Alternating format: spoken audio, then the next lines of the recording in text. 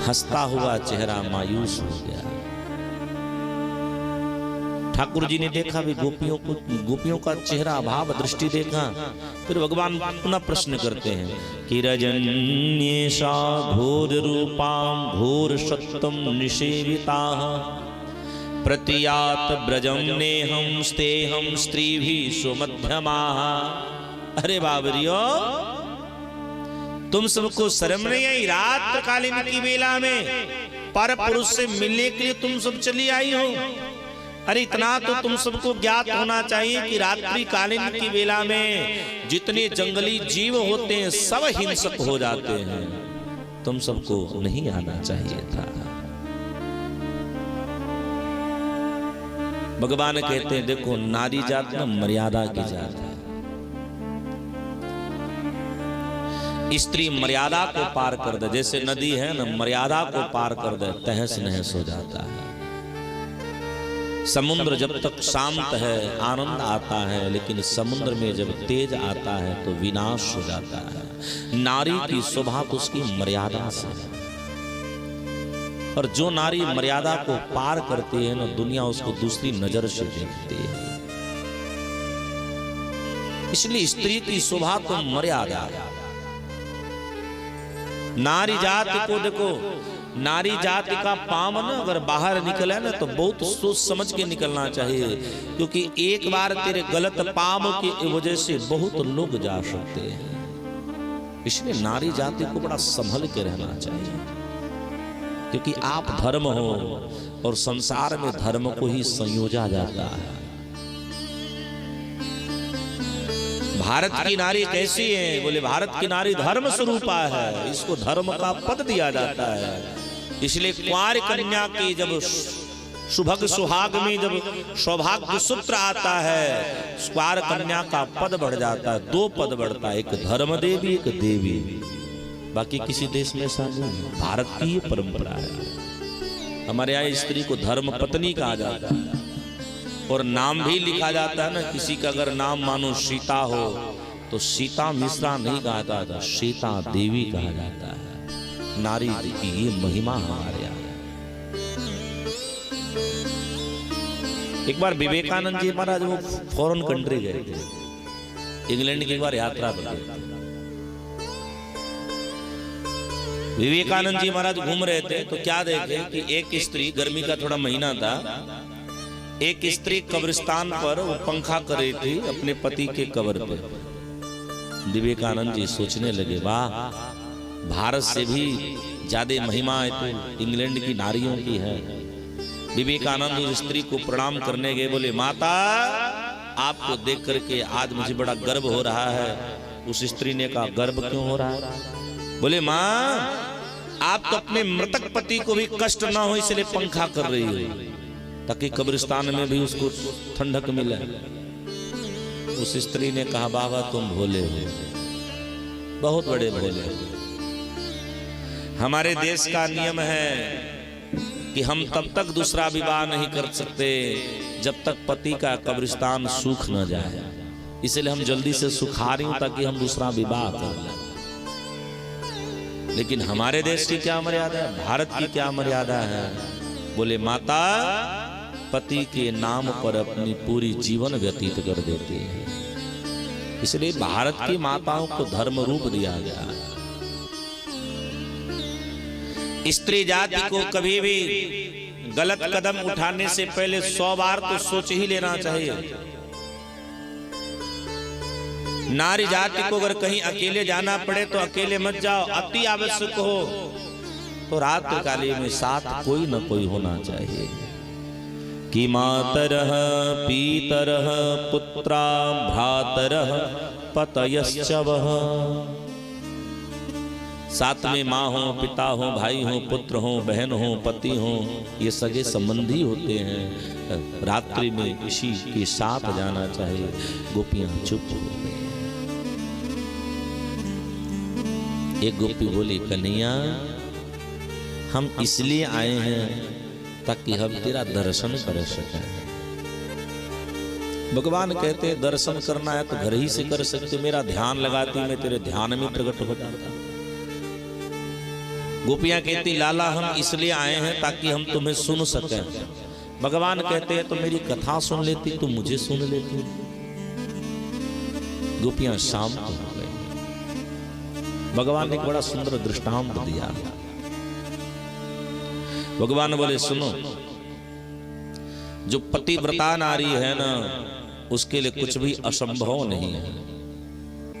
जो पतिव्रता नारी है उसके लिए कुछ भी असंभव नहीं है। भगवान कहते हैं किसी राज्य में एक ब्राह्मण है जो अग्निहोत्री हैं, जिनका कर्म है जंगल से लकड़ी तोड़ करके लाते हैं, वह नगर में बेचते हैं और उस लकड़ी से जो आय व्यय होता है उसी से उनका परिवार का भरण पोषण होता है। पंडित जी के पास एक सुंदर सा बालक है जिसकी उम्र 6 महीने की है। पंडितानी परम पतिव्रता नारी है। गर्मी का महीना है। पंडित जी एक बार जंगल में लकड़ी तोड़ने गए हैं, गर्मी कसके पड़ रही है। अग्निहोत्री का मतलब है कि जिसके यहाँ आग की लपटें कम से कम 6 घंटे बुझे न।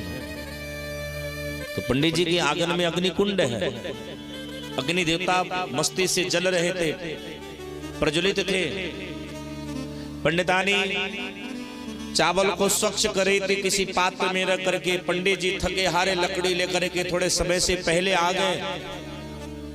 पसीने से लथपथते थक गए थे, क्योंकि गर्मी में अक्सर हमको थकावट लग जाती है। थक से गए थे, सो लकड़ी का गट्ठर अलग रखे और अपने पत्नी के जंघे पर अपना सर धर करके सो गए। पत्नी भी जो चावल है उसको अलग करके एक हाथ की उंगलियां पति के सर में दौड़ने लगी और एक हाथ से अपनी ही साड़ी को मानो पंखा बना करके हवा लगी है करने। गोपियां तुम सब ध्यान से सुनना। उस पंडितानी का बालक किलोल करके खेल रहा था आंगन में। पंडितानी देख रही है। ब्राह्मण देवता अपने पत्नी के जंघे पर सर धर के सोवे। पत्नी का प्रेम प्रलाप पाते पाते उनको मीठी मीठी निद्रा आ गई। पंडित जी सो गए। इधर पंडित जी जंघे पर सोए हैं, उधर पंडितानी देख क्या रही है कि उसका बालक खेलते खेलते अग्नि कुंड में जा गिरा। दूसरी माँ होती तो तुरंत दौड़ पड़ती।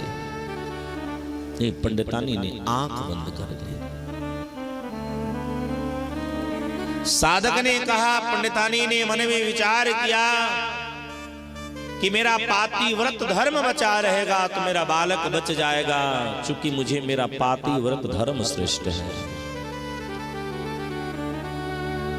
कुछ क्षण के बाद जब पंडित जी की आंख खुली, पंडित जी करवट जब बदले तो पंडितानी तुरंत दौड़ करके अग्नि कुंड के पास गई तो क्या देख रही है कि अग्नि कुंड में अग्नि देवता मस्ती से जल रहे हैं, प्रज्वलित हैं और उसी अग्नि कुंड में उसका बालक मस्ती से खेल रहा है। मानो आज अग्नि देवता उस बालक के लिए बर्फ के समान हो गए हों। अग्नि देवता को भी डर हो गया हो कि कहीं अब पातिव्रत नारी हमको श्राप न दे दे, मैं पृथ्वी से विलुप्त न हो जाऊं। यह है पतिव्रता नारी का लक्षण। इंदु नाम की एक बिटिया है जो भगवान शिव की बड़ी प्रिया है। शिव पुराण में कथा है। इंदु नाम की एक बिटिया है जो भगवान शिव से बड़ा प्रेम करती है, भगवान शिव को अपना अनन्य मानती है। विवाह योग्य भई तो एक बार भगवान शिव से अपनी विनती करने गई। बोले मेरा विवाह कब होगा, किसके द्वारा होगा? भगवान शिव बोले बेटी कल जब तुम मेरे मंदिर में आओगी सबसे पहले मेरे सीढ़ी पर जो दिख जाएगा वही तेरा पति होगा। इंदु को भगवान के प्रति विश्वास है। कल होके पूजा करने के लिए गई तो मंदिर के सीढ़ी पर एक कोढ़ी बैठा भीख मांग रहा था। इंदु की नजर उसी पे पड़ गई। इंदु ने तुरंत उसे अपना पति मान लिया, क्योंकि भगवान शिव की आज्ञा है। पति मान करके उसकी सेवा लगी करने। वह कोढ़ी उसको बड़ा गाली देता था, बड़ा उसको मारता था, उसके भोजन की थाली में थूक देता था। सब कुछ सह करके वो सेवा करती थी, क्योंकि भगवान शिव का आदेश है। कभी कभी वो बिस्तर पर ही जानबूझ करके मलमूत्र भी कर देता था। सब कुछ सत्य भगवान की सेवा करती थी। क्योंकि पति को अपना ब्रह्म मानते थे।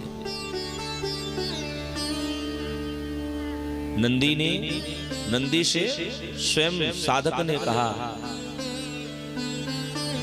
एक बार इंदु अपने पति को गंगा स्नान कराने ले जा रहे थे, तो नगर की राजकुमारी भी अपने सखियों के साथ स्नान करने आई। कोढ़ी की नजर उस राजकुमारी के नग्न बदन पर पड़ गया। उसके आंखों में उस राजकुमारी का शरीर नाचने लगा। वह राजकुमारी के लिए तड़पने लगा। खाना पीना सब छोड़ दिया। इंदु परेशान हो गई, इतनी परेशान कि अब लग रहा था कि उसका पति उसके वियोग में मर जाएगा। इंदु से रहा न गया, पूछी, प्राणेश आखिर बात क्या है? आप इतनी कष्टातुर क्यों रह रहे हो? उस कोढ़ी ने सब कुछ बताई। तब वह बिटिया बोली, तुम चिंता मत करो, मैं राजकुमारी को मनाऊंगी कि वो तुझे खुश करे। एक पत्नी अपने पति के लिए एक पराई स्त्री के पास गई है। बड़े गौर से सुनना। एक पत्नी अपने पति के लिए पराई स्त्री के पास गई। वह इंदु भगवान की भक्ता है, राजकुमारी के पास गई, सारी वृतांत बताई है, पूरी कथा बताई है, और बता कर उस राजकुमारी की पांव पकड़ करके रोने लगी। बोले, बहन मेरे पति को बचा लो, क्योंकि मेरा पति का चित्त तेरे में लगा पड़ा है। राजकुमारी ने कहा, बहन तो बहुत कठिन धर्म निर्वहन कर रही है, और तू मुझसे बहुत बड़ी चीज मांगने आ गई, और तू बहुत बड़ी चीज की बलिदान देने जा रही है। बहन मैं अशुद्ध काल में हूं, शुद्ध काल जब आ जाएगी, स्नान जब मैं कर लूंगी, अपने पति को लेकर आना। मैं तेरे लिए मैं उसको प्रसन्न करूंगी, उसके लिए नहीं। इंदु खुशी खुशी लौटी कि मेरा पति बच जाएगा। समय बीता, शुद्ध काल आई, रानी राजकुमारी ने सूचना दी है। इंदु अपने पति को स्नान कराई है, सुंदर वस्त्र पहनाई है, इत्र आदि लगाई है, और भैया वो ठेले पर बैठा करके ले जा रही है। इस कोढ़ी के मन में तरह तरह के ख्याल आ रहे हैं। जाते जाते अपनी पत्नी को खूब गाली दे रहा है। इसकी आंखों से झरझर अश्रु है, बस भगवान शिव का स्मरण कर रही है। पति को लेकर के गई, राजकुमारी के कमरे में पहुंचाई, राजकुमारी को प्रणाम करी है, पति को प्रणाम करी है, और भैया गीली आंखों से कमरे के बाहर आई, दरवाजा बंद करी है। कुछ देर बाद जब दरवाजा खोली है ना, तो इंदु की आंखें खुली की खुली रह गई। चकित हो गई। क्यों? क्योंकि वह कोढ़ी कोई और नहीं, कोढ़ी स्वयं भगवान शिव थे, और वह राजकुमारी कोई और नहीं, स्वयं मैया पार्वती थे। भगवान बाबा की परीक्षा ले रहे थे। तो जिसको विश्वास हो, भगवान छोड़ते नहीं। गोपांगनाओं से जब कन्हैया ने इस प्रकार की कथा करी, तो गोपियों ने कहा, लाला मैं तुमसे एक प्रश्न करती हूँ। बड़ी तुम पातिव्रत धर्म का ज्ञान दे रहे हो, मैं तुमसे एक प्रश्न करती हूँ, एक बात बताओ। एक बार एक कन्या का विवाह हुआ, अपने पति के घर आई। उस स्त्री का यह नियम हो गया कि अपने पति को नित्य प्रणाम करती थी। पति को सुबह उठ करके प्रणाम करें, आरती करें, पति की पांव का प्रक्षालन करके जल पिए, पति के भोजन करने के बाद वो भोजन करें। आजकल की माताओं से कह दो तो बोलेंगे भाड़ में जाए, हमसे ही सब ना हो पाए। अरे आरती उतारना तो दूर की बात है, आजकल की माताएं तो प्रणाम भी नहीं करती हैं। एक हम बताएं, शास्त्र कहता है कि नारी को अपने पति का नाम नहीं लेना चाहिए, तो आजकल माताओं ने एक नया नियम बना लिया है। आजकल बहुत जगह नाम नहीं लिया जा रहा है, अलग तरीके से बुला रहे, जानते हैं? हाँ, आजकल की स्त्रियां अपने पति को सीधे करें, मारो बाबू खाना खाए। आजकल पति भी बाबू है, कहीं कहीं बाबू, कहीं कहीं सोना बोल रही है, मारो सोना खाना खाए।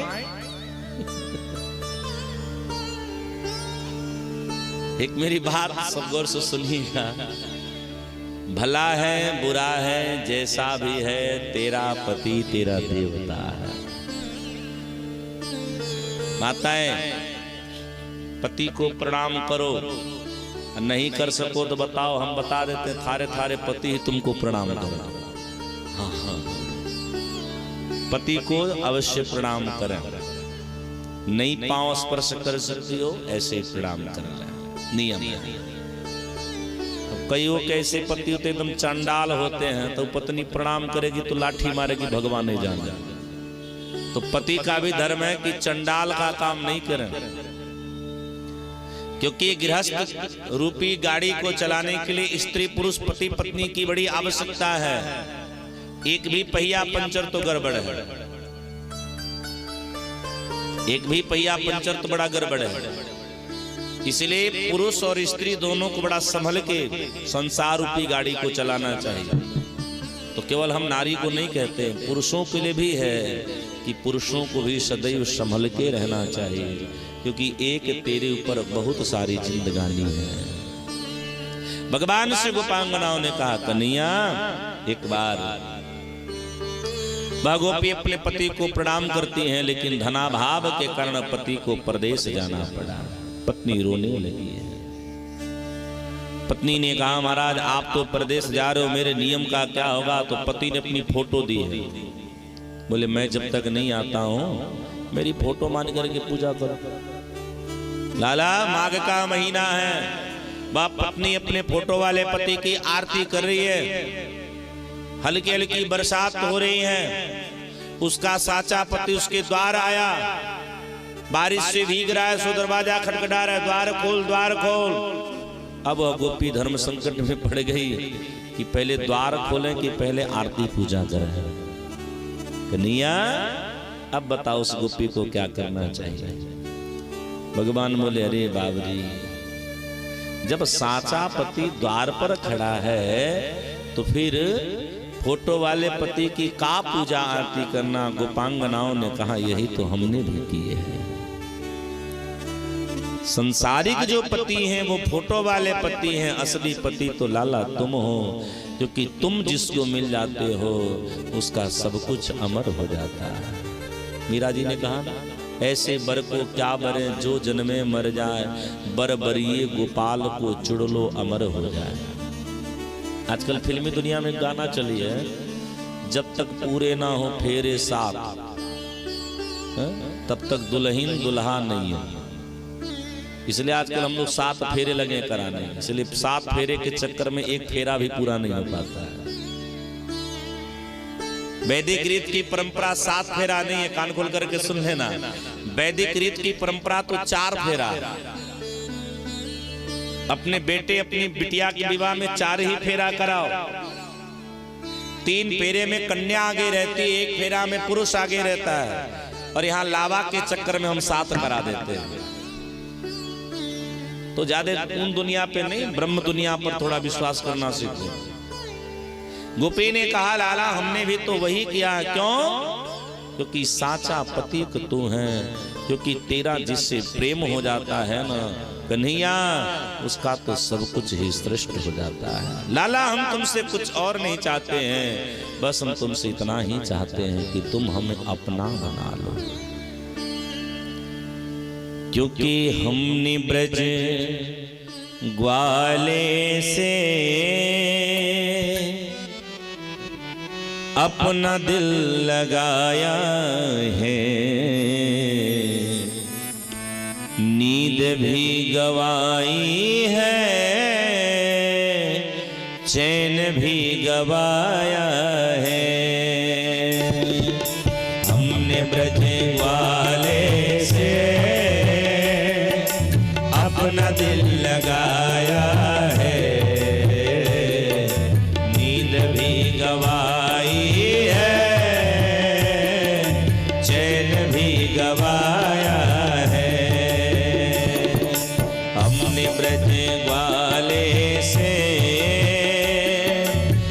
अपना दिल लगाया है, हमने ब्रज वाले से वो अपना दिल लगाया है। नींद भी गवाई है, चैन भी लगाया है, नींद भी गवाई है, चैन भी गवाया है।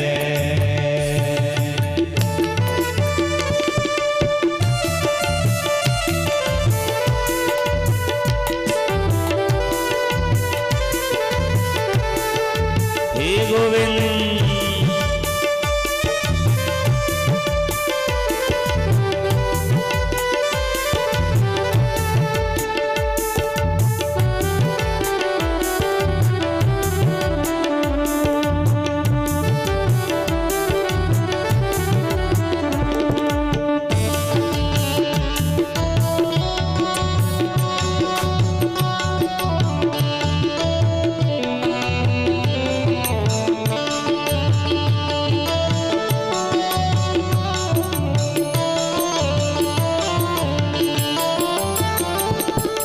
दिल मेरा बेकाबू हो जाता है उसे पल,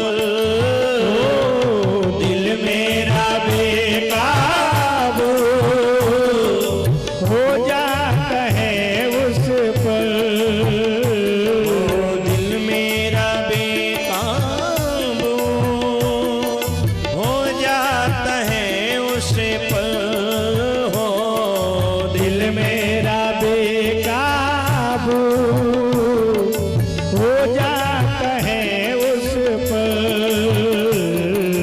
देखता है मेरी तरफ, देखता है मेरी तरफ और मुस्कुराया है, नींद भी गवाई है, जीवो चैन भी गवाया है।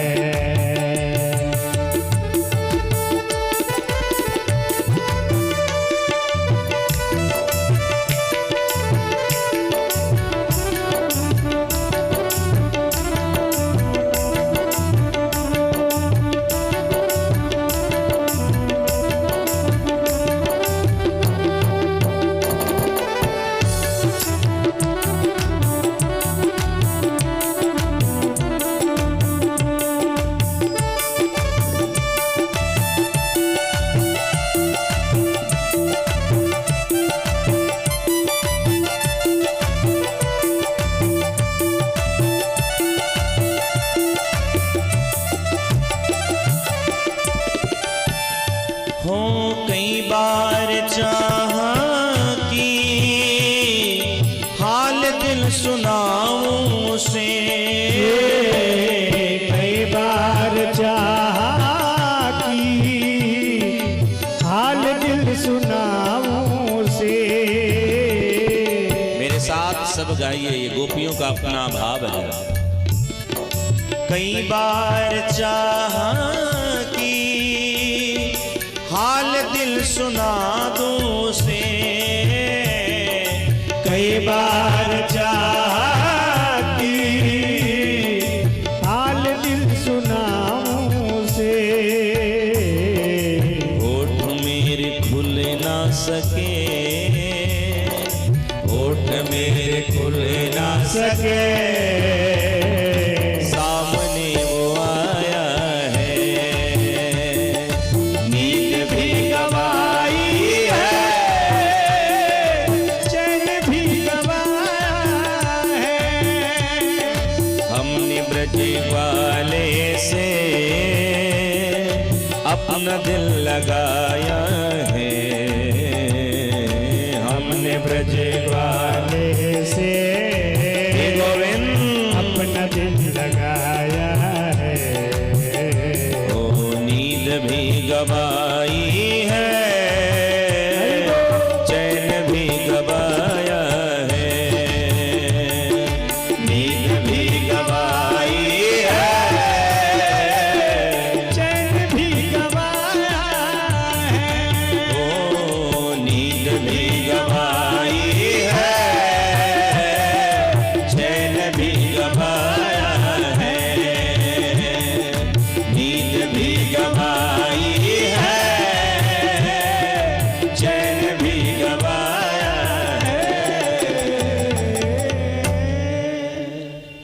ब्रज की माताओं ने कहा लाला हमने भी तो तुमसे बस प्रेम किया है और हम तुमसे सब कुछ नहीं चाहते, हम केवल तुमसे इतना ही चाहते हैं कि तुम हमको बस अपना बना लो।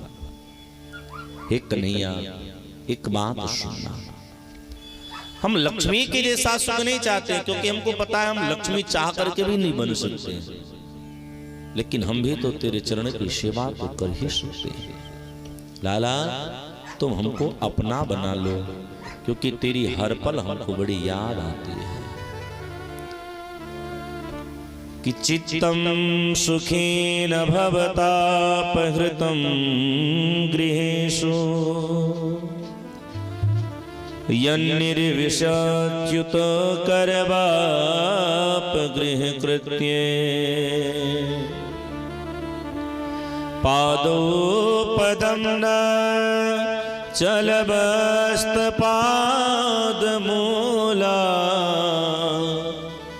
यामः कथं व्रजमथो करवामि किंबा।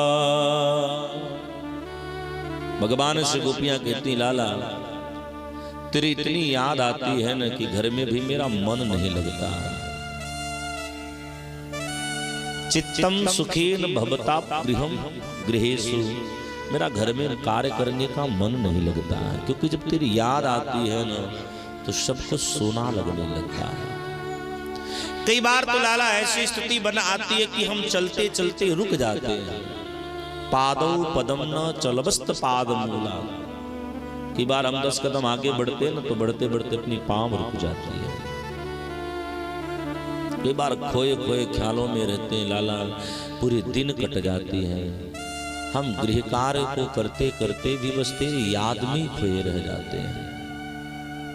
लाला हमें लक्ष्मी के जैसा सुख नहीं चाहिए, हमें लक्ष्मी नहीं बनना है, कम से कम हम तेरी दासी तो बन सकती हो। अपनी दासी तो तू हमको बना ही सकता है, अपनी दासी बना ली लाला। तप्तात्मनाम पुरुष भूषण देहि दास्याम, तुम अपनी दासी हमको बना ले। भगवान श्री श्याम सुंदर गोपांगनाओं के मनभाव को समझते हैं, और जैसे भगवान रास रचाने को आरंभ हुए तैयार हुए हैं, वैसे भगवान के सामने कामदेव प्रकट हो गए हैं। कामदेव ने कहा सरकार हम आपसे लड़ना चाहते हैं। भगवान ने कहा कौन युद्ध करोगे? कामदेव ने कहा महाराज आप जो कहो। सरकार ने कहा 2 ही युद्ध होगा, या तो अंदर वाली या तो बाहर वाली, कौन युद्ध करोगे? कामदेव ने कहा बंद कमरे की तो बहुत युद्ध किया हूं लाला, आज हम खुले मैदान के युद्ध करते हैं। भगवान ने बोला कि भैया हर बार हमने तुमको हराया, पिछले जन्म में भी हरा के आ रहे हैं रामावतार में। कामदेव ने कहा महाराज उस समय आप एक पत्नी व्रत धारण किए थे, संकल्प किए थे, इसलिए आपने उस जन्म में हमको हरा दिया, लेकिन इस जन्म में आप हमको हरा नहीं पाओगे। भगवान ने कहा क्यों? ठाकुर जी कामदेव ने कहा महाराज यहाँ अनेक स्त्रियों के बीच में आप बैठे हो तो मुझे विजय प्राप्त करने में थोड़ी सरलता सहजता। ठाकुर जी ने कामदेव को उल्टे पांव से लटका दिया है। कहां लटकाया? बोले बरगद वृक्ष के नीचे। बटो विश्वास अचल निज धर्मा। भगवान श्री श्याम सुंदर ने कामदेव को बरगद के वृक्ष से लटका दिया ऐसे। और दूसरी बात, भगवान श्याम सुंदर कितनी गोपियों के साथ रास रचाते हैं? तो भगवान श्री श्याम सुंदर 16,000 गोपियों के साथ रास रचाते हैं, 1-2 नहीं हो, 16,000। क्योंकि वेद में कितने मंत्र हैं? बोले वेद में 1,00,000 मंत्र हैं। कितने मंत्र हैं? बोले 1,00,000 मंत्र हैं। उन 1,00,000 मंत्र में 4,000 मंत्र हमारे कर्म कांड के, जिससे पूजा पाठ आदि होता है। बचे जो 96,000 मंत्र हैं, उन 96,000 मंत्र में से 80,000 मंत्र ज्ञान कांड के हैं। बचे जो 16,000 मंत्र हैं, यही 16,000 मंत्र उपासना कांड के हैं। और यही उपासना कांड के 16,000 मंत्र, यही 16,000 गोपियां बनकर के आए हैं। क्योंकि भगवान को प्राप्त करने में सबसे सरल सहजता अगर कोई साधन है, वह साधन का नाम है उपासना। दासत्व भगवान को बड़ा प्रिय है, बहुत प्रिय है उनके। क्योंकि जहां दासत्व की भावना होगी ना, वहां मांगना नहीं आता है, वहां तो देना आता है। दास मांगता नहीं है, दास तो देता है। हम जब भगवान के शरणागति को प्राप्त करते हैं ना, तो भगवान से हके प्राप्त होते हैं कि तू मेरा है कि नहीं है मुझे इतना नहीं पता है, लेकिन मैं तेरा हूं मुझे इतना तो बिल्कुल पता चल गया। और जहां हम यह कह देते कि मैं तेरा हूं, भगवान कहते चल ले आज के बाद मैं भी तेरा हूं। यही दासत्व का मजा है। भगवान श्री श्याम सुंदर जैसे गोपांगनाओं के साथ मस्ती से रास रचाना आरंभ करते हैं। संत जन सुखदेव जी महाराज भावपूर्ण कहते हैं, आओ हम सब भी 2 मिनट में रास का वो दिव्य आनंद लें। मेरे साथ सब में लगाइए, मस्ती के साथ अपने आप को गोपी मान बैठो और ऐसा सोचो कि हृदय में तेरे भगवान श्री कृष्ण बैठ करके तेरे साथ मंगल नृत्य कर रहे हैं। राधा नचे कृष्णा नचे, नाचे गोपी जन। राधा नचे कृष्णा नाचे, नाचे गोपी जन। मन मेरो बन गयो सखीरी पावन वृंदावन। मन मेरो बन गयो सखीरी पावन वृंदावन। राधा नाची कृष्णा नाची, नाची गोपी जन। राधा नाचे कृष्णा नाचे, नाचे गोपी जन।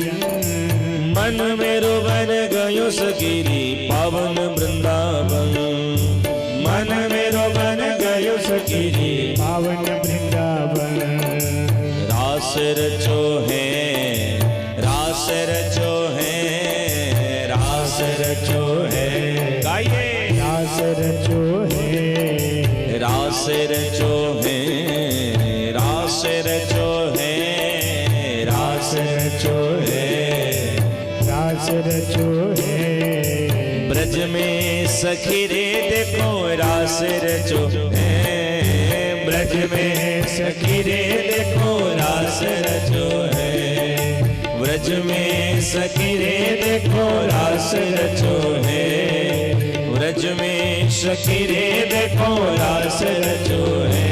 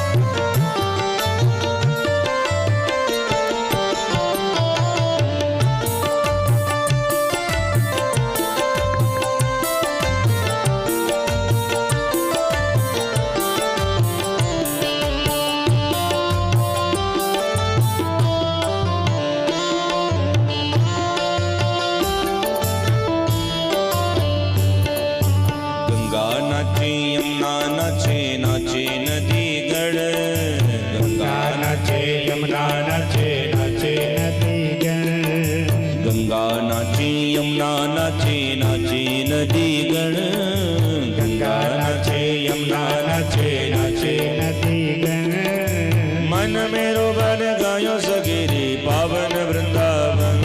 ओ मन मेरो बन गयो सगिरी पावन वृंदावन।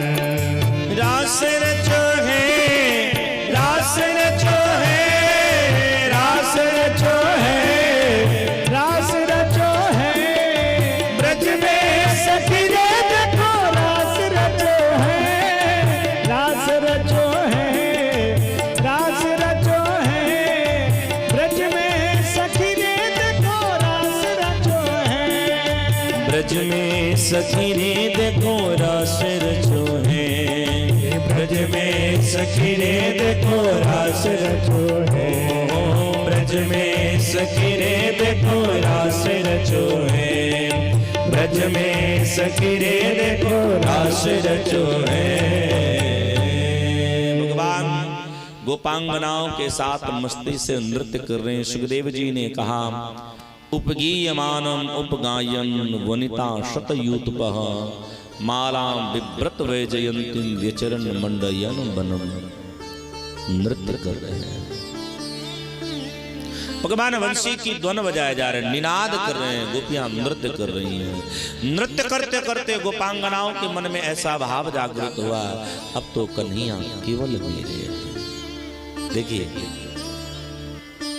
अहंकार की भावना आपके मन में जैसे प्रकट हो जाएगी ना, वैसे ही भगवान आपसे बिल्कुल कोसों दूर चले जाएंगे।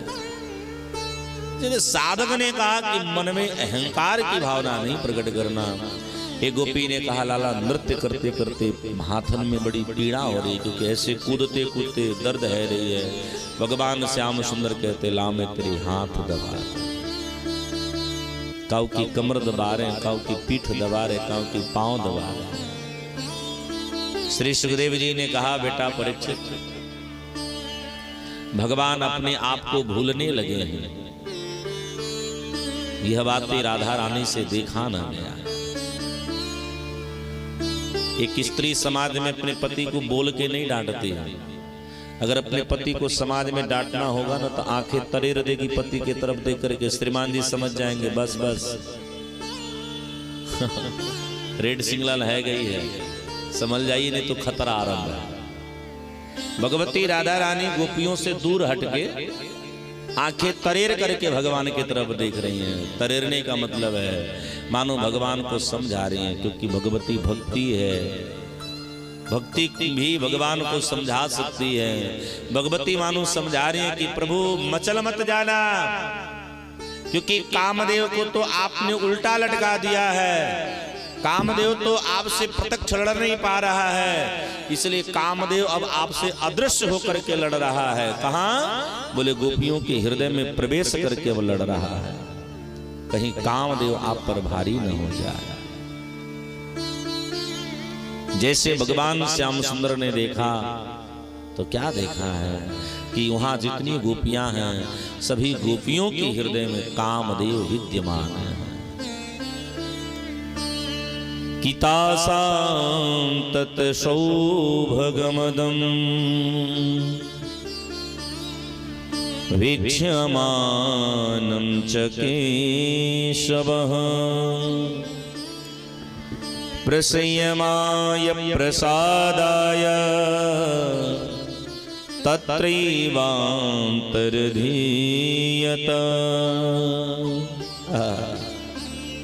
भगवान जैसे गोपांगनाओं के हृदय में कामदेव को प्रवेश किया हुआ देखे, भगवान तत्क्षण उसी समय आज गोपांगनाओं की सभा से अंतर ध्यान हो गए। अंतर हृदय भगवती सहसैव ब्रजांगना। भगवान अंतर ध्यान हो गए। गोपियां नृत्य कर रही हैं। नृत्य करते करते गोपांगनाओं को जैसे यह प्रतिभाषित हुआ कि आज हम सबके सभा के मध्य से भगवान अंतर्हित है गए, अंतर ध्यान हो गए। गोपियां तड़पने लगी, जैसे कहीं सहनाई बज रही हो, किसी घर में सोहर गाए जा रहे हो और अचानक अशुभ सूचना फैले जाए। जो वर्तमान वेला में उस घर का जो स्थिति होती, आज गोपियों की भी हृदय की यही स्थिति आ गई है। अभी तक गोपियां नृत्य करके मस्ती के साथ नृत्य कर रही हैं, लेकिन आज जैसे गोपांगनाओं को पता चला कि श्याम सुंदर हम सब के मध्य से अंतर ध्यान है गए हैं, आज गोपियों की एकदम दशा बड़ी गड़बड़ है गई है। सब रोने लगी है। चारों तरफ एकदम महाराज गमगीन का माहौल हो गया।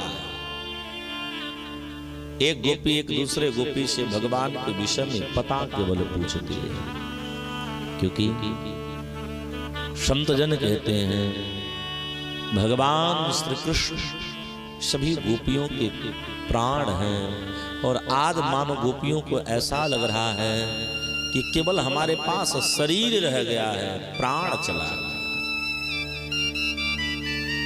यह नंद कुमार बड़ो छलिया,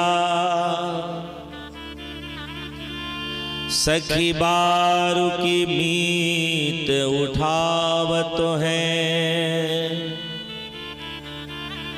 कर तोरत है नभ की परिया, छल छंद में फंद लगावत है, जहाँ पवन न जाय सके सखी, वहाँ मुरली की धुत पढ़ावत है। कहूँ चोर कहूँ दधिदानी बने, कहूँ शाल लली बनियावत है।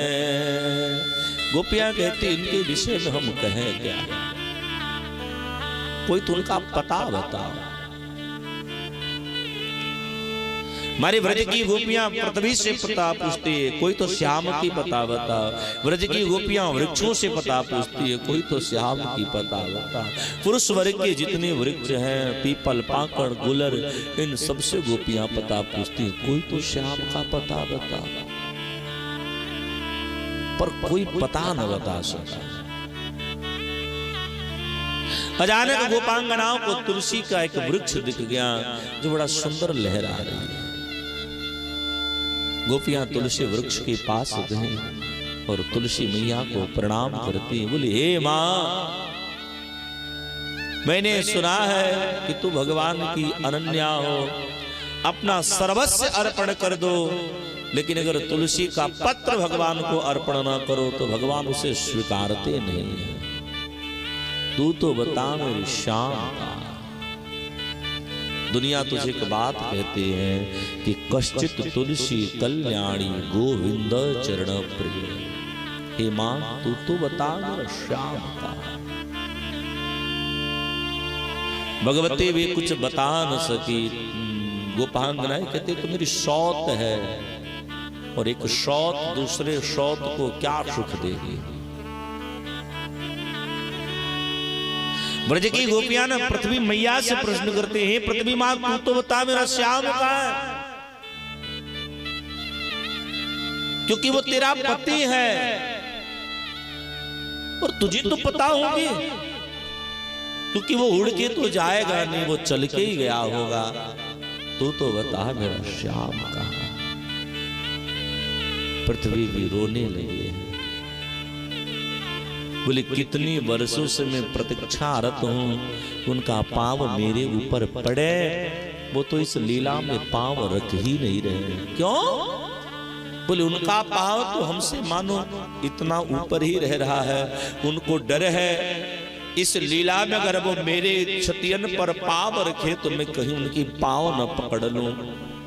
फिर वो मानो जैसे हम कोई जाम करते हैं, वो कहीं एक जगह स्थिर ना हो जाए। गोपांगना रोने लगे।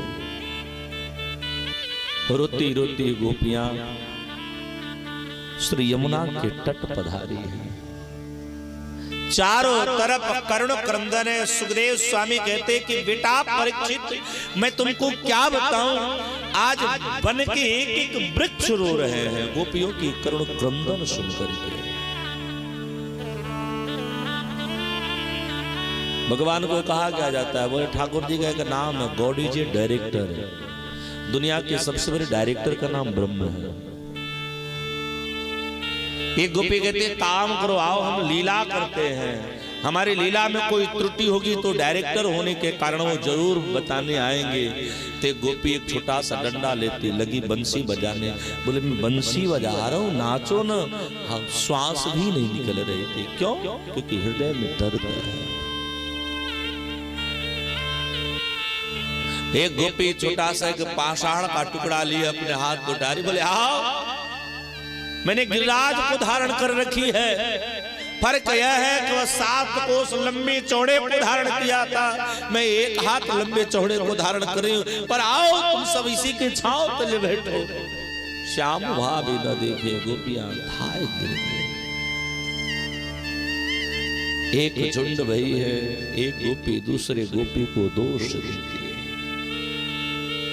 एक गोपी ने कहा, बहन तेरे कारण श्याम गया है, क्योंकि तू बड़ा नखरा कर रही थी। प्रेम में नखरा तो अच्छा है, गौर से सुनना, लेकिन अहंकार आ जाए वो अच्छा नहीं। तब तक अचानक गोपांगनाओं को कुछ दूर पर भगवती राधा रानी नीचे सर करके सिक्सी पारते रोते हुए दिखाई पड़ी, सिसकते दिखाई पड़ी। गोपांगनाओं को जैसे लगा कि उनकी प्राण निकल गई हैं। दौड़ करके राधा के पास गई, बोले बहन तेरी भी है दशा, वो चलिया तुमको भी छोड़ गया, उसने तुम्हें भी नहीं छोड़ा। राधा रानी रोने लगी हैं। आज जितनी गोपियां हैं सब एक दूसरे को गले लगा करके रोने लगी हैं और रोते हुए भगवान श्री कृष्ण को केवल पुकारते कि हे केशव, एक बार लाला आ जा, क्योंकि हमने जो अपराध करी है उस अपराध का दंड मिल गया।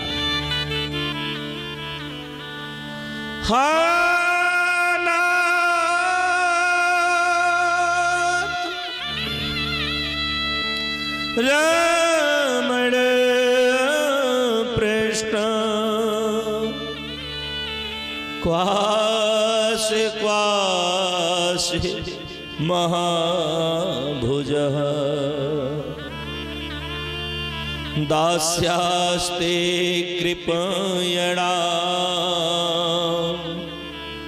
मे सखे दर्शय सन्निधम। हे ना, हे रमणना, हे सबके दुखों को दूर करने वाले ना, एक बार हम भक्त नहीं हैं, हम तेरे दास बन के तुझे बुलाते, एक बार तो। राधा रानी रोने लगी, मानो राधा रानी समझा रही, तुम चिंता मत करो, हम तेरे साथ हैं। एक गोपी ने कहा, राधे मैं तुमसे एक बात कहूं, मुझे अपने दुख पर उतना दुख नहीं हो रहा है, लेकिन ऐ कन्हैया तू मेरी बात सुन लेना लाला। हमें कुछ हो जाए तो कोई बात नहीं है, लेकिन अगर मेरी राधा को कुछ हो गया ना, हम सामूहिक आत्महत्या करेंगे। तेरी राधा को कुछ हुआ ना, हम सामूहिक विषपान करेंगे। ब्रज के एक महात्मा है ना, ब्रज के महात्मा कहते हैं, सुनो कन्हैया, राधिका जो जी हैं तो जी हैं सभी, नहीं तो हलाहल पी हैं सभी विष्णुनंद के द्वारे। ये राधा ठीक है तो तू ठीक है, नहीं तो अगर राधा को कुछ हुआ तो ब्रज की जितनी गोपियां हैं सब नंद बाबा के द्वार जा करके तेरा नाम लेकर के हम जहर का पान करेंगे, ताकि तुझको भी लगे कि तूने ठुकाया किसको। गोपियां कहती है, सोहना तेरी महिमा तुझसे नहीं है, तेरी महिमा तो हमसे है। ये हमारी बड़प्पन है कि हम तेरे लिए तड़प रहे हैं, अन्यथा तुमको कोई पूछने वालों भी ना हो। भगवान की क्या बड़प्पा, भाई भगवान को भक्त जब बुलाता है तब तो उसकी महिमा होती है। हम तड़पेंगे नहीं, वो आएगा कैसे। गोपियां कहती, तेरी महिमा तुझसे नहीं है, तेरी महिमा तो मुझसे है, मुझे मत ठुकरा। और याद करके गोपियां भगवती राधा रानी ने कहा, सुनो मैं ऐसे नहीं आई, उनको याद करना पड़ेगा।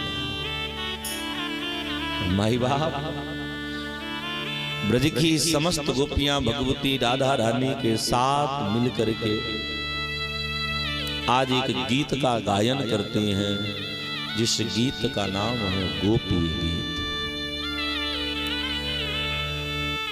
इस गीत को जो भी गायन करता है, भगवान की स्पष्ट दृष्टि उस जीव को ऊपर बनी रहती है। है तो यह गीत 19 श्लोकों का, हम दो चार मंगल श्लोक का गायन करें। आज अपने आप को ऐसा मान बैठो कि हम भगवान को पुकार रहे हैं और यह गोपियों का अपना भाव है। इस भाव के साथ आइए हम सब गायन करते हैं, कन्हैया को सब याद करें। जयति ते धिकम् जन्मना ब्रज श्रयत इंदिरा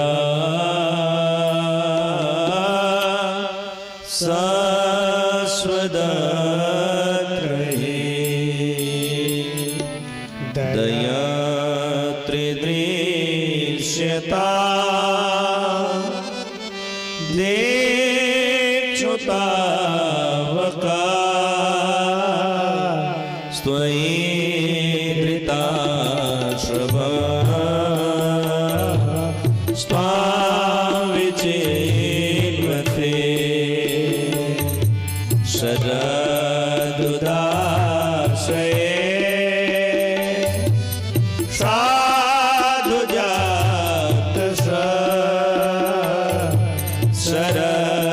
सरसिजोदर श्रीमुषादिशा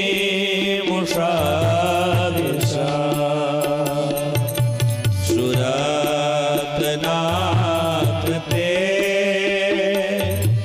अशोकदाशिका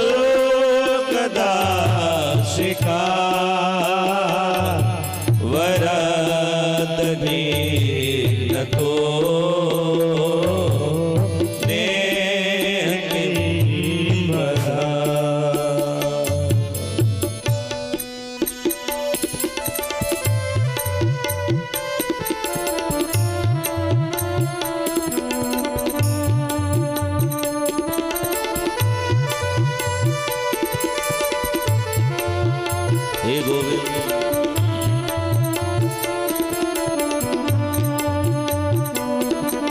विषां जलाप्यया व्यालराक्षसा वरश्रमारुता वेदुतार्नला विषामयात्मजा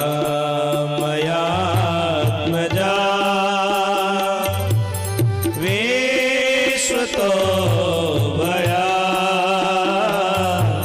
ऋषभते भयं रक्षिता न खगो पिता नंदनो भवा अखिल देना मंत्रात्मिका विज्ञान सार्थितो विश्वभूतये सखाउदेवा शाश्वता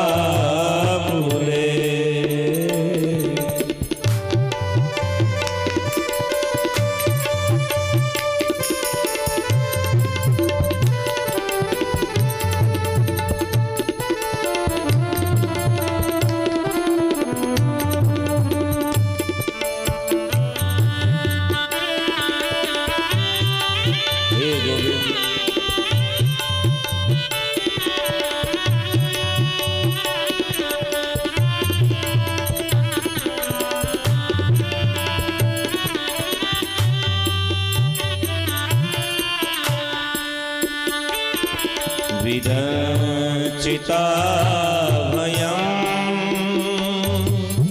वेणधूर्यते चरणमीयुषा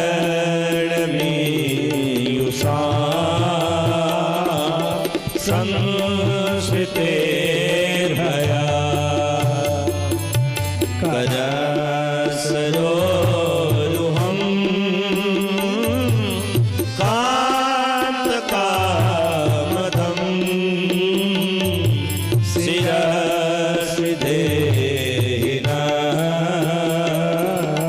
श्रीकर ग्रहम् व्रजनातिहं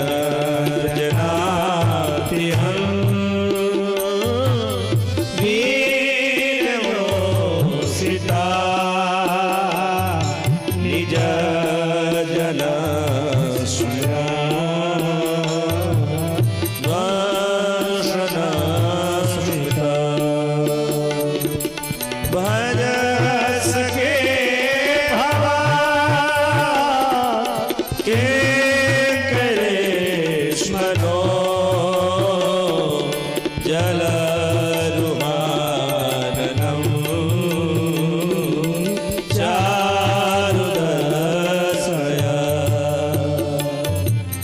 चारुदशया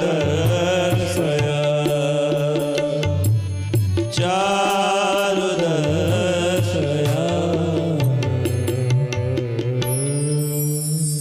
यते सुजात चरणा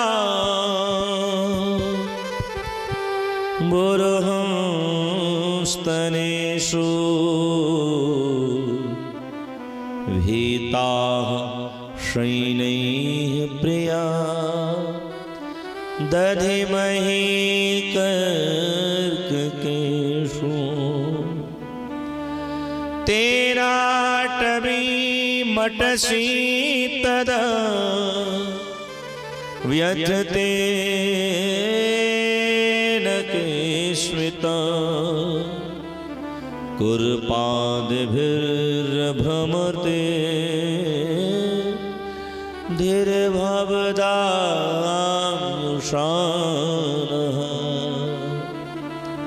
ब्रज की गोपियां एक साथ खड़ी होकर के भगवान का स्मरण करती हैं।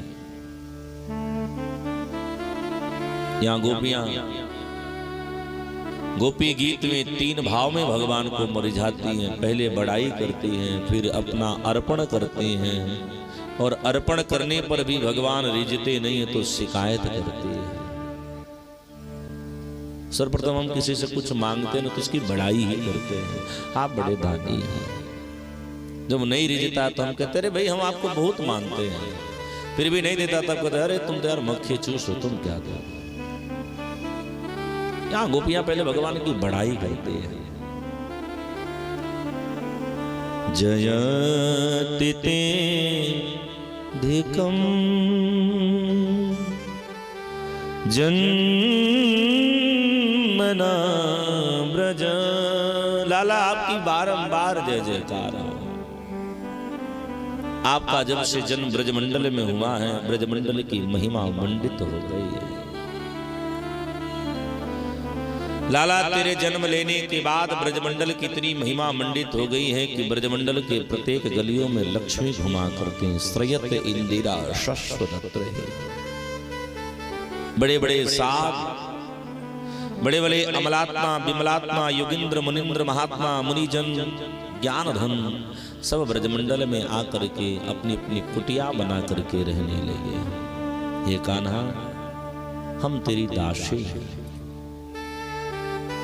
हमें और कुछ चाहिए नहीं, बस तू हमको अपना दास बनाए रख। और सुन, हमारे दासत्व में तुमसे कोई लोभ नहीं है, हम तो तेरी दासी हैं बिना शुल्क के, हम तो निशुल्क तेरी सेवा करते हैं।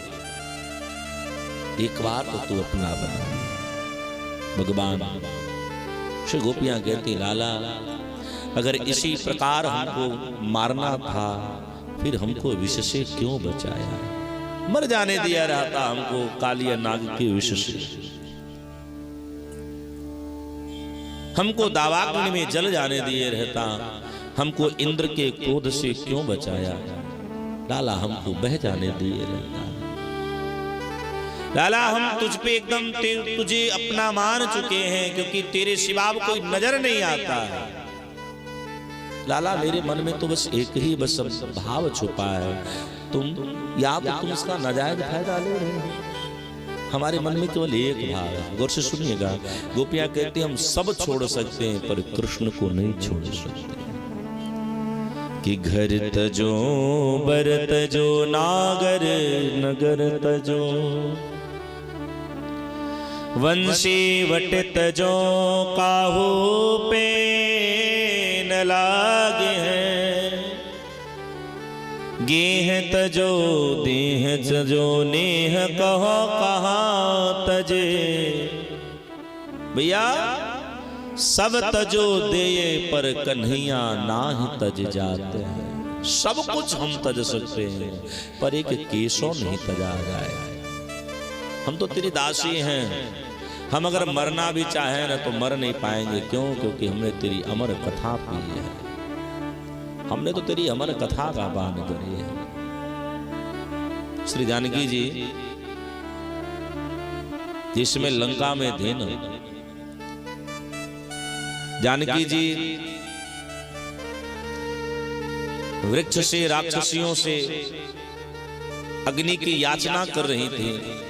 हनुमान जी ने कथा सुनाई है और कथा सुना करके हनुमान जी ने जब लंका जलाई है और लंका जला करके जब हनुमान जी वापस जाने लगे तो जानकी जी ने हनुमान जी से कहा, बेटा यद्यपि ये तुमसे कहने योग्य नहीं है पर मैं तुमसे कह रही हूँ, राम जी से जाकर कितनी बात कह देना कि तेरी सीता तुझे बड़ा याद करती है। नाम पाहरू दिवस ऋषि ध्यान तुम्हार कपाट, हर पल तेरा स्मरण करती है।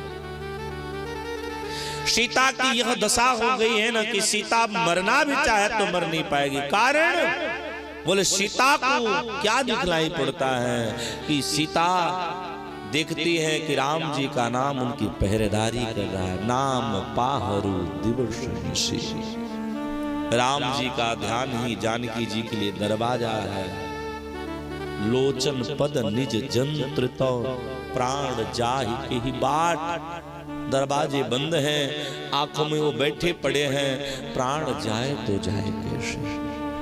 गोपियां यही कहती, तब कथामृतम तृप्त जीवनम, या तो तू हमको इसलिए सता रहा है क्योंकि हमने तेरी कथा का जो पान किए हैं लाला, हम चाह करके भी मर नहीं पा रहे हैं।